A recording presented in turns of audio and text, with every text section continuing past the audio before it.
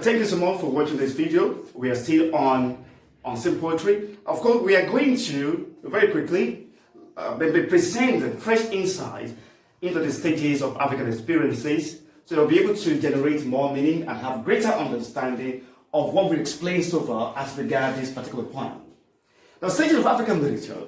We may mention that African writers, right, wrote what they wrote to portray the events unfolding in Africa, the experiences of Africa, and the stages of these experiences will be explained one after the other, so that we have the greater understanding, comprehension, and apprehension of this particular poem on Simple.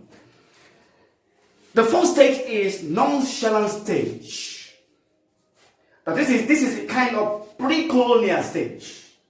This stage expresses the condition of African societies before the emergence of European or white imperialism.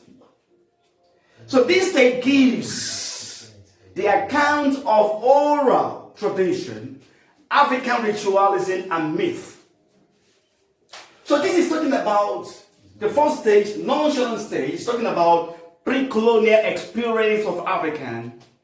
So the kind of literature that subsisted and existed during this era was purely what we know as orature or oral literature.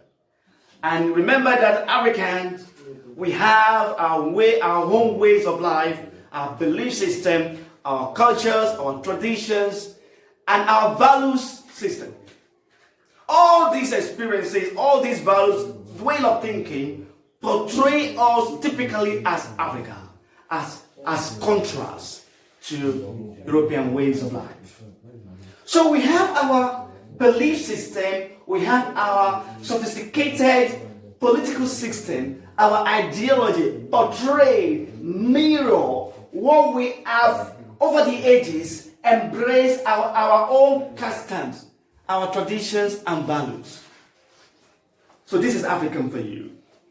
So these experiences, we have no encounter at this point in time. Africa, we hadn't this encounter with the outside world. So when African began to experience an encounter with the outside world, especially with the advent and emergence of the white imperialists in Africa, things began to fall apart. The white man came with their what? With their instrument of coercion, their instrument of war, to suppress Africa, to subjugate Africa, to marginalize Africa. Right? The issue of slavery. So now, after nonchalant stage, we have anti-slavery or anti-colonial stage. This stage is highly combative and revolutionary. Here, African writers wrote against various indices of colonial oppression, markers of racial discrimination, and the brutalities of slave trade. So we have Marxist approach here. Writer makes use of Marxism. Marxist approach. You can see a kind of protest literature to expose and ridicule the atrocities brought to bear upon Africans and Africa. So we see African writers trying to expose the brutalities of the emergence of European imperialism and trying to make sure that Africans have one voice to fight these brutalities. So the apparent possibility and sensibility at this stage is a kind of literature that portray a protest, making use as their tool, strategic tool, Marxist approach to fight the evil of the evil that that the white imperialists brought to bear upon Africa.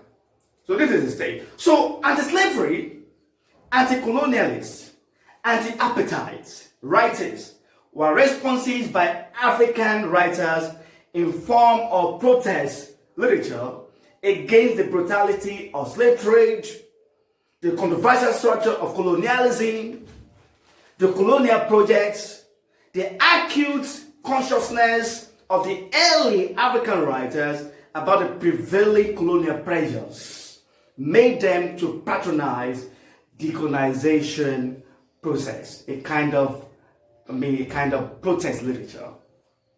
So after this stage, this anti-slavery, anti-apartheid, anti-colonial stage, then we have post-colonial stage. Post-colonialism in Africa generally refers to the period between 1960 and 1970, the time when many African nations gained political independence from their colonial rulers. So African writings at this stage address the problems and consequences of the decolonization of a country, especially questions relating to the political and cultural independence of formerly subjugated people of Africa. So therefore, in reading African poems, and indeed other African writers, readers are persuaded to utilize a wide range of interpretative strategies in order to deal with the thematic concerns of African writers. So now let's present a fresh insight into the preoccupations of the early African writer. Very briefly. We have, according to the list, we have counterfactualization. We see African writers, the early African writers, trying to look into the facts presented by the European writers and trying to find certain realities that portray the truth of African historical events and present these truths and realities to counterfactual, right? To present counterfactual evidence against the untrue truths of the European writings. This is exactly what we mean by counterfactualization. You say, Europeans, you lied against us. These are the facts and figures. You see, this is exactly what African early writers of African actually did and portrayed in their writings. Then we have reconstruction of the African past. No, the European imperialists and egocentric, Eurocentric writers, they portrayed Africa as barbaric, retrogressive, and evil. So this is the effort put to bear by the African writers, that we must deconstruct the untruth events imposed upon us as Africans and present a spotlight that will open the end's eyes to the reality of the world. That Europeans, in fact, they were lying against us, and these are the facts and figures. So these are the things the early African writers were trying to do to reveal the truth of the matter and present the facts and figures as regard the event unfolding in Africa, past and present. Now we have Pan-Africanism. This is talking about the identity of Africa. And remember, before Pan-Africanism, we have negritude. Remember that Europeans came to Africa without having any right whatsoever to colonize Africa for their own egoistic interests. So the major concern of the Europeans to have come to Africa were basically economic exploitation of African natural and human resources.